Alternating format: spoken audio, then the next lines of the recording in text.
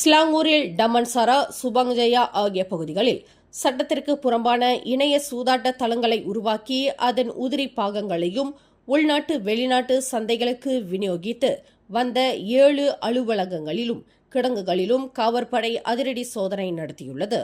October 9ஆம் தேதி நடந்த இந்த சோதனையில் உள்நாட்டைச் சேர்ந்த 110 ஆண்களும் 30 பெண்களும் உட்பட மொத்தம் 147 பேர் கைது செய்யப்பட்டதாக புகேட் அமான் குற்ற புலனாய்வுத்துறை இயக்குநர் எம். குமார் தெரிவித்தார்.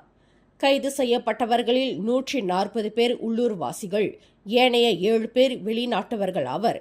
கைப்பற்றப்பட்ட சூதாட்ட கருவிகளும் இணையதளங்கள் சட்டத்திற்கு புறம்பாக செயல்பட்டது உறுதி செய்யப்பட்ட நிலையில் 133 பேர் மீது சூதாட்ட சட்டத்தின் கீழ் குற்றம் சாட்டப்பட்டுள்ளது. மேலும் செய்திகளை தெரிந்து கொள்ள கீழே இருக்கும் பெல் பட்டனை அழுத்துங்கள். உங்கள் மகிழ்ச்சியை வெளிப்படுத்த லைக் மற்றும் ஷேர் செய்யுங்கள். தொடர்ந்து திசைகளோடு இணைந்திருக்க சப்ஸ்கிரைப் செய்யுங்கள்.